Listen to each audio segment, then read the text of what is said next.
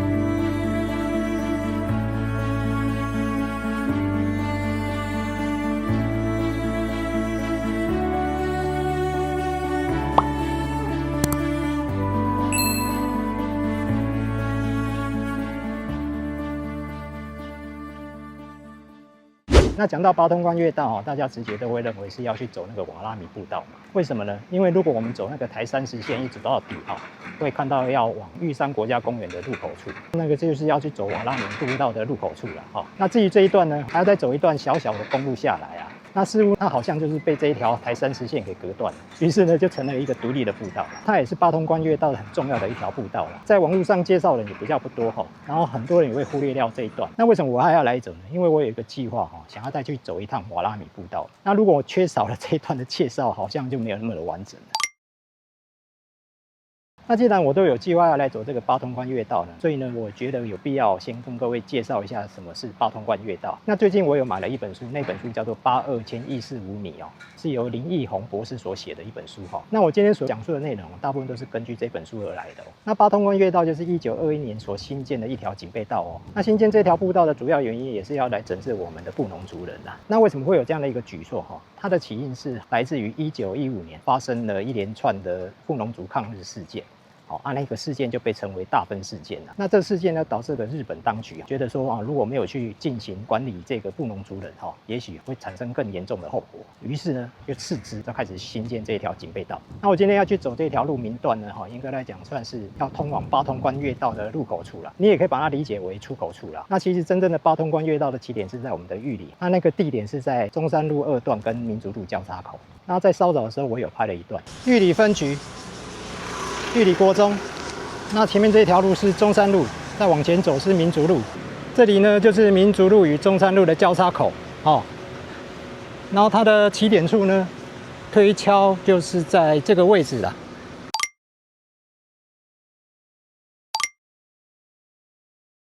所以严格来讲，八通关越道是要从那个地方开始走了。那我算了一下距离，如果是从那个民族路口走到这边，大概是要6.4公里。那来到了卓乐部落之后呢，才是真正的开始要登山的一个起点了。所以呢，我就是从这个地方开始出发。那顺便呢，要来跟各位介绍一下我们这个卓乐部落。这个卓乐部落也有一些故事。那待会呢，就会带大家先去了解一下。那如果说大家对这个八通关越道有兴趣在这边非常推荐这本82千亿4 5米，它是图文并茂的写得非常精彩。那大致上就先讲到这边了那话不多说，我们就出发吧。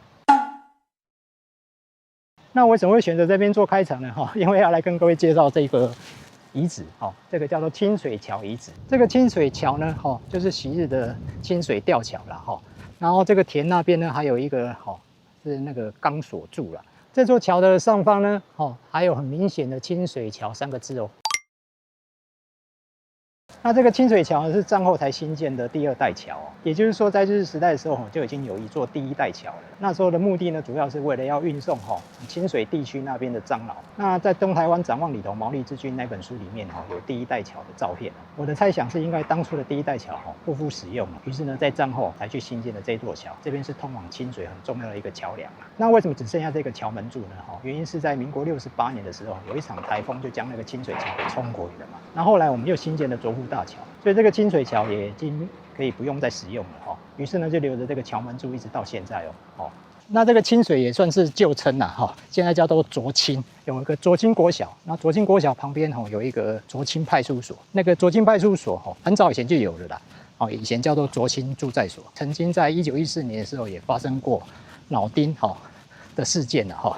也就是说，我们布农族人有袭击过这个清水住宅所，将一些驻扎的那些警察还有一些家属给杀害了哈。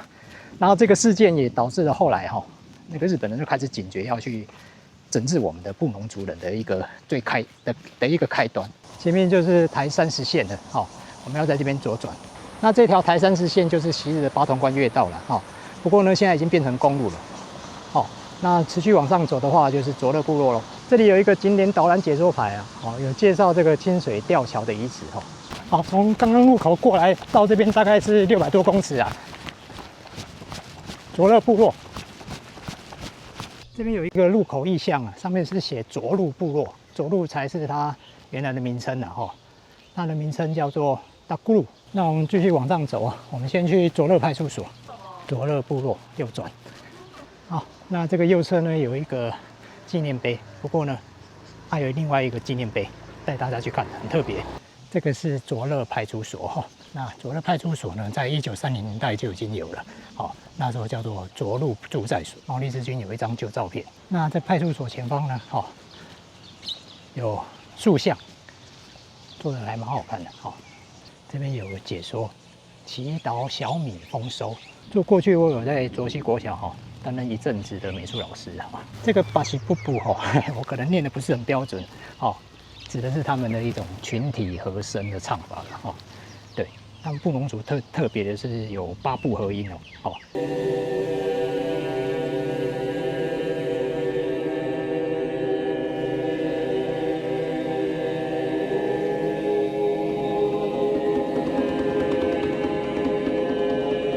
我们来看一个很奇怪的纪念碑就在这边，就是这个纪念碑这边长了一棵树，把碑给挡住了要拨一下。有一个很奇怪的国民党徽下面写一个抗日英雄纪念碑，也不知道是不是刻意的把它挡起来对啊，不过挡起来也好了。其实这个纪念碑是一个物质的纪念碑的卓乐很早以前真的有发生过一起抗日事件也就是说，当初他们这边的一个耆老的口述是说在1933年有发生过这个卓鹿的屠杀事件那国民政府接台之后呢就相信了这个耆老的说法就立了一块抗日纪念碑在那边然后用了一个国民党党徽，这个是一种强殖的做法个人很欣赏对。这个是威权体制底下的一个象征然后我也不建议把它拆掉我是觉得这个就是一个证据反而我们卓乐真的有在白色恐怖时候有发生过一起事件也就是手榴弹事件。卓乐部落手榴弹事件发生在1960年，5名长老教会重要的干部遭到诬陷刑求，当时有一名非原民警员因以族人教会不睦，族人不堪其扰。时任村长沈金福在村民大会时反映，疑似惹恼警员，竟将手榴弹及疑似为匪宣传的传单放在5名受难者家中，诬陷族人有意被叛乱之罪，并带至派出所予以分期刑求。所以呢，放了这块碑，反而是一种很讽刺的事情。你看这个风格非常的原住民风格，我觉得非常好看有别于一般我们认知的那种石碑这边有写卓乐屠杀事件纪念碑文那所谓的卓鹿屠杀事件其实是发生在1915年这个事件被称为棕色骚扰事件。这件事情有被记载在当时的台湾日日新报里面那原因是因为那个日本人还持续在针对我们布农族执行那个枪械收缴命令嘛。其实这个猎枪对布农族而言其实是赖以为生的工具日本人以高压的手段不让他们再拥有武器所以他们早就怀恨在心所以这个计划是有预谋的。也就是说那一天原来在棕色住宅所预计要迁往到这个地方来嘛，即将要迁往前几日他们就邀请了所有社的人到棕色住宅所集合，当日有93名族人到场，然后缴完枪械之后呢，松尾温尔支厅长有过来致辞，致辞之后就离开了，然后那些警察就发了一些酒，让这些族人在院子里面喝。想不到这喝到一半的时候，有2名很厉害的壮丁就突然间冲到那个院子外面拿了翻刀就冲进来，直接攻击警察。那警察吓一跳，他直接就拿枪来反击，当场就有11名族人被杀害了。这个就是所谓的卓勒屠杀事件，所以绝对不是1933年那个老人家口述的那一段时间。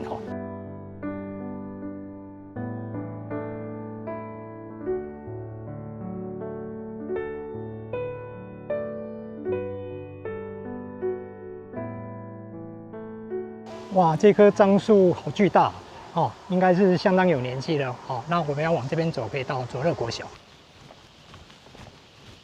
那我今天的 GPS 会从这个卓勒派出所开始计算对了，忘了跟各位介绍一下这个卓勒啦。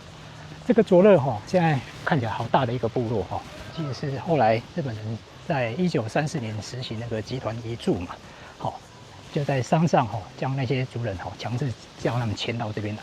不过呢，卓勒在很早以前早在1895年或者是1897年，这边就已经有一个部落，据说是从克西帕南还有泰鲁纳斯那边的人移居下来的。那时候那个部落很小好像才100多人。同时呢，这也是八通关越道最尾端的一个部落然后接上去就没有了。然后唯一就是南安游客中心那地方那个地方过去叫纳姆岸社那边也没有什么部落的痕迹了待会要从这个地方开始登山这边没有完全没有说是要从这个地方上去的，因为这个也不是真正的登山口了然后这个是卓勒国小的后方给各位看一下。那这个卓勒国小也是战后才新建的小学那这边最早的分农教育所是我们的卓清国小在那一边。我们开始起登吧。一开始的路就很陡这些都是产业道路。这个产业道路也是昔日的八通关越道了第一个弯道，这是第2个弯道上礼拜来的时候，我以为这个殉职者之碑是在这个位置，结果我居然从这个地方穿进去，结果不是，还要继续走。这个是第1个水塔，大家如果要来的话，就算到第3个水塔的位置就是了刚刚忘了看海拔，现在是244，很明显的有2条溪嘛然后远方呢是刚刚看到的清水溪，然后拉库溪是这一条这个地方呢还看得到那个以前的清水社的旧社的位置了这是第2个水塔继续往上走。哇，好陡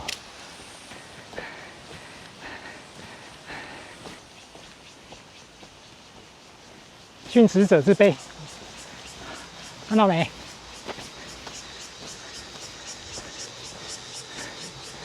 离这个地方还有另外一条产业道路，一条岔路。有没有看到？这个是第3个水塔那个殉职者之碑呢，很早就设立在这边，一直都没有动我们等一下爬上去看一下。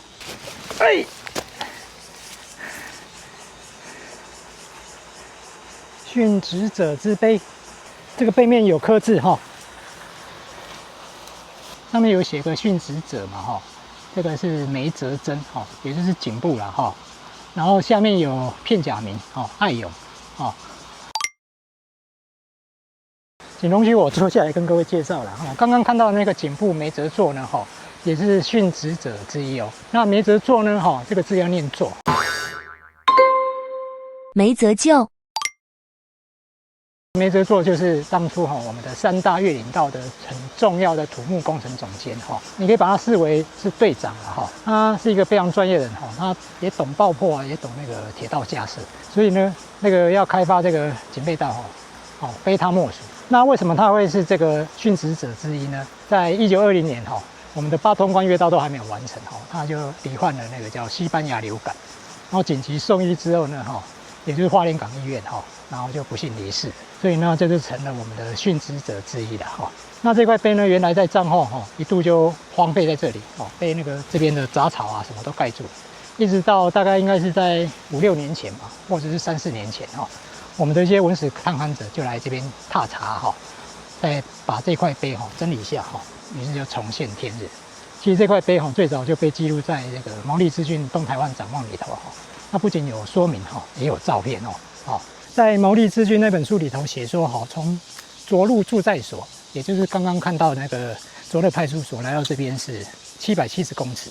好，不过呢，我刚才计算是大概是650公尺而已啦。啊，我现在把上衣给脱掉，实在太热了。哦，今天的天气应该有34度。对，哦，哇，一度被晒到头晕脑胀的。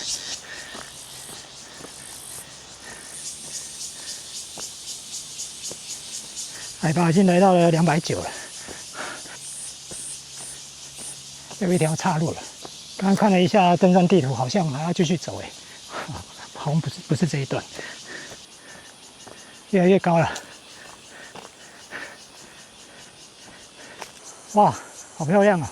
下面就是拉库溪了啦。然后这个右边呢，应该是南安游客中心啦，总算下坡了啦。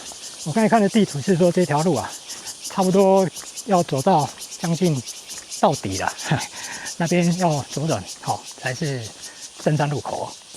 哇，这边的树荫就比较多了，植被丰富许多。大家如果狂看我的影片，都会发现我的影片都非常长。为什么呢？因为我都会加入一些关于历史的解说嘛。如果不加入这些解说，影片就非常的短。然后这个也不是我的用意啦，我主要还是要介绍我们花莲的一些文史让大家来知道。这条产业道路我觉得好像也可以骑越野车上来。对啊，基本上我走到现在都还蛮好走的对，其中有几个泥泞对啊，如果前几天下大雨，大家就不要来走了。我们好像到了耶，这边有一个指示牌，还没到，还要800公尺。然后这条小路呢，应该是到山下的了很显然这边完全没办法停车大家不要开车上来。哇，又要开始上坡了。现在看起来好像海拔一直维持在300左右哎，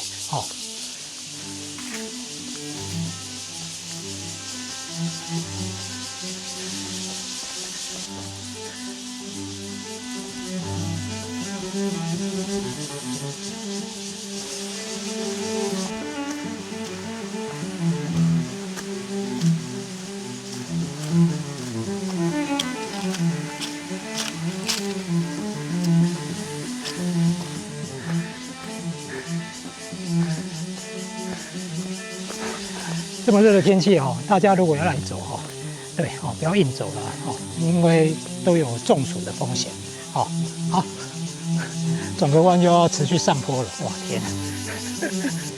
这边走上来，转上去，这个坡看起来还蛮陡的。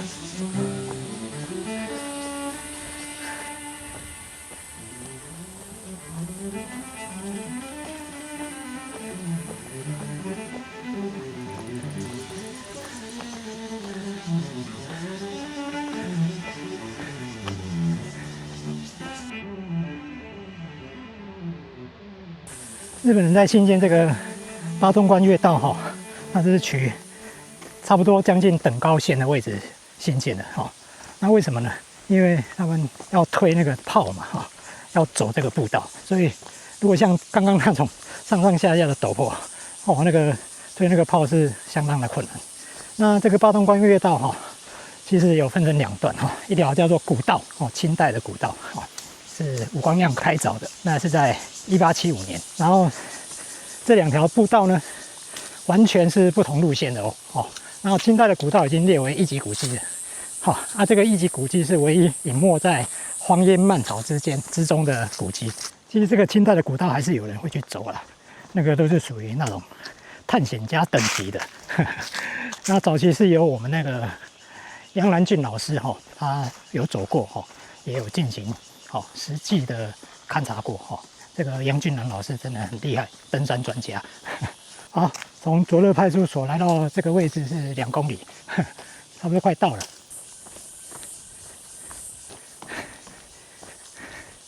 耶，我们到登山路口了。那这条产业道路呢，还继续可以往上走了那前面要左转下去，八通关越道那我来报一下距离啦，现在是2.23公里哈，从卓乐派出所到这边啊，那现在海拔是329，从这边开始计算到鹿鸣吊桥是要2.7公里哦。这段好像就不用这样上上下下了吧，整个气氛就变得不一样。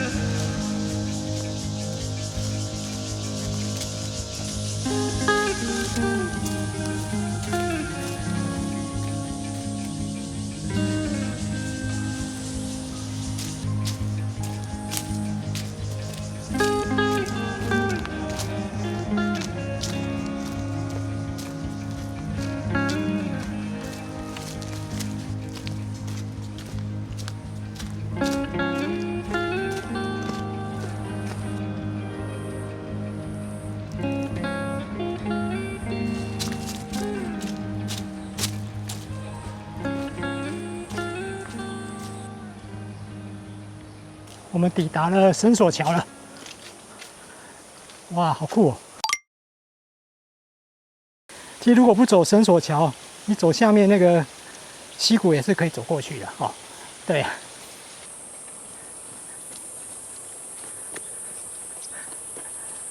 耶！刚刚那个绳索桥哈，还蛮刺激的。不过大家不敢走的话，你就走下面一样可以走上去。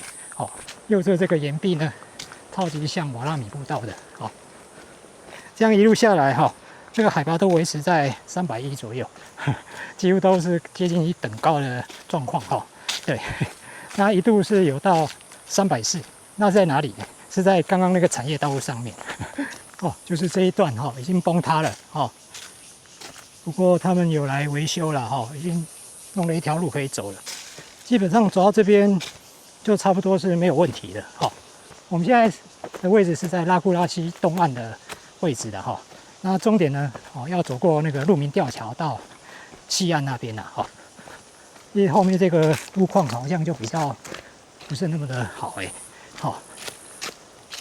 还有一件事一定要跟各位讲，只要有台风前夕那最近听说有台风要进来然后这条路就会预警性的封闭。照现在这样状况看下来如果它在里面下大雨，其实是还蛮危险的这里就已经有展望了，出现拉绳，哇，这样直接下去就下去了。木栈桥，哇，好酷哦！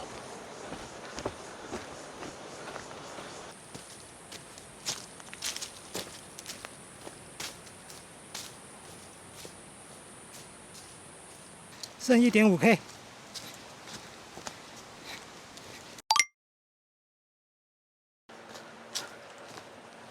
怎么还有一个绳索桥？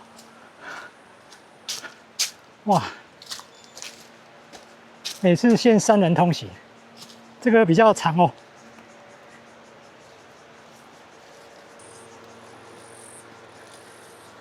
不过这个绳索桥还蛮坚固的。这也太刺激了吧！感觉很高，其实海拔也才301而已。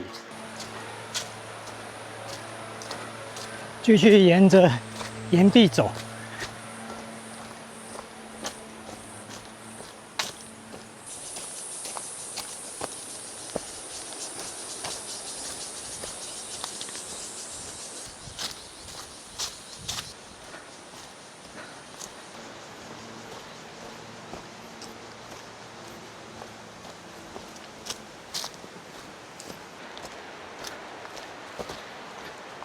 哎，怎么会有一个基石？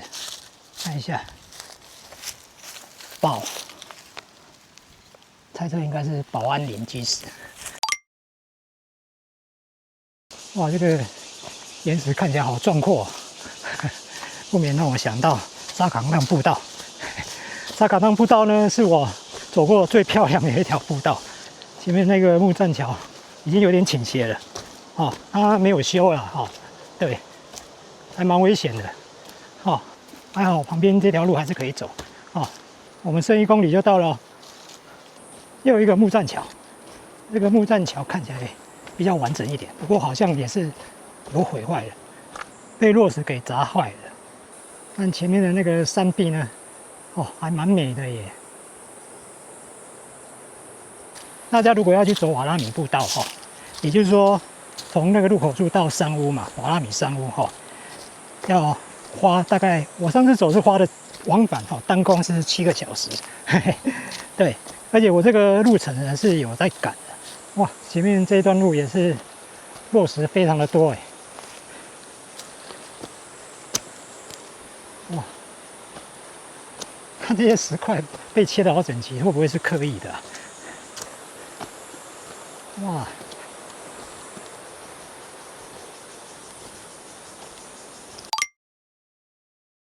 如果我的体力许可的话，哈，我想出去之后呢，哈，看可不可以继续走到这个瓦拉米的登山路口。对，那如果都没有的话，哈，我就走台30线下去到卓乐派出所。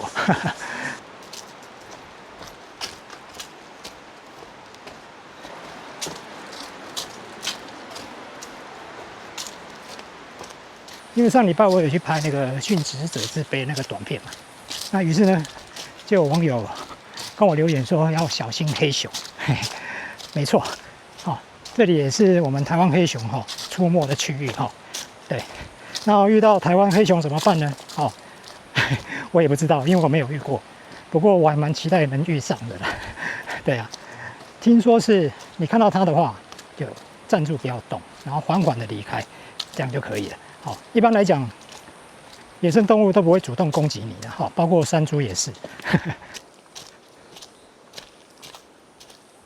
对啊，哦，人绕一下，还是可以走了，从边边绕过来。哎呀，这个范围还蛮喜欢的，博坎，很像那种旧社的遗址，不过这里应该是没有旧社的。其实我有跟阿如来踏查过一次哈，好，那时候我们是从那个，西边的那边西侧入口处走，从那个吊桥走到这边，然后就折返了。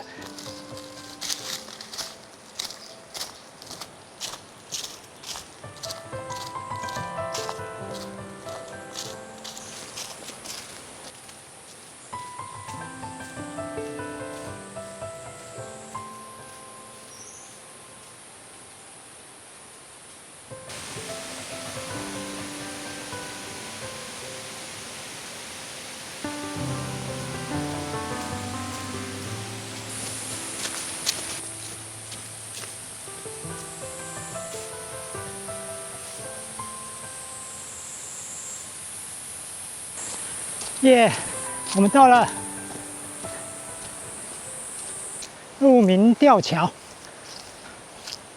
这个桥的左侧呢，有鹿鸣吊桥的，这个叫做第2代啦，哈，第2代的桥门柱，这个刻是非常的明显哈。那另外一段的那个鹿鸣桥的鸣已经不见了。这个鹿鸣桥哈是八通关越道之后新建的桥嘛哈，然后在还没新建那个八通关越道之前呢，有第1代。好啊，不过听说是在靠近河床的位置，还有一个过去的那个桥门柱的遗构。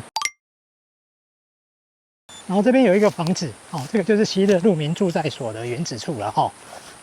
这个我们卓溪乡呢，现在把它设定为鹿鸣护管所，是什么意思我也不知道。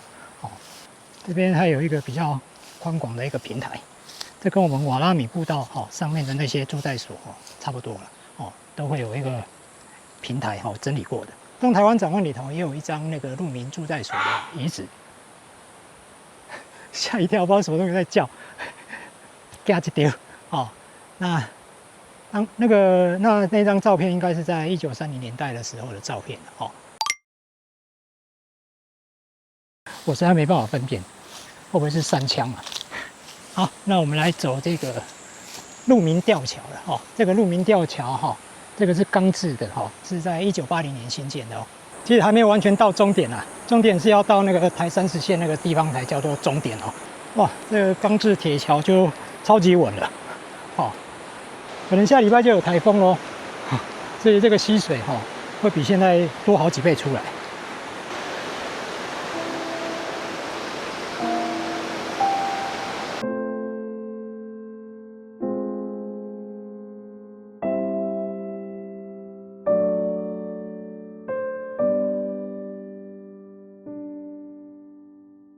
另外一端的旧桥门柱在这边，这个鸣哦，好像刻意把它挖掉了。那这个地方的鹿鸣呢，跟我们台东红叶村，也就是延平乡的那个鹿鸣桥是撞鸣的。那边也是有一个鹿鸣吊桥，就是在日时代的时候就有新建。那现在看到那个台东的那个鹿鸣桥也是新的桥了哈。那这个为什么会这边也叫鹿鸣，那边也叫鹿鸣呢？因为这个鹿鸣有日文发音应该是很接近那个涿鹿啦。名副其实的鹿鸣应该指的是我们的红叶村的那个鹿鸣桥。最后一段呢，要走上去了，走到台30线，估计差不多还要300多公尺。如果从西侧过来的话我是建议走到这个鹿鸣吊桥就好了哈。我现在感觉到有点累疲劳，对，所以我有可能会考虑放弃走到瓦拉米步道了。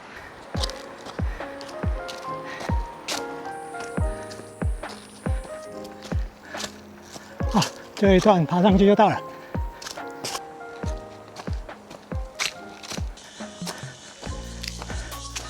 八通关越道，林务局辖管的地区，前面有一块平台，估计这边可以停到3台车，不过要给人家停直的啦。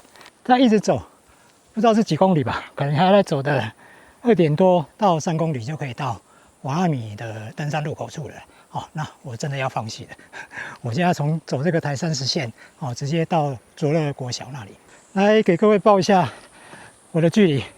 将近7公里，6.8，然后我花的时间是2个半小时啊。不过我的时间都会比较长，因为我要拍片嘛，所以我的距离也会比较长一点。那我的 GPS 就计算到刚刚出口的那个位置啊，那这条路就是曾经有台湾黑熊从这边穿越过好多人在下面玩水。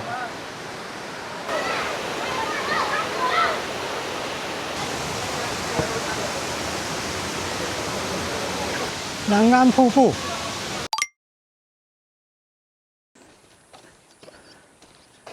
南安游客服务中心啊，也就是昔日的纳姆岸设的遗址，八通关开凿道路纪念的它下面有说明，这个刻字已经完全糊掉了，没办法辨识了。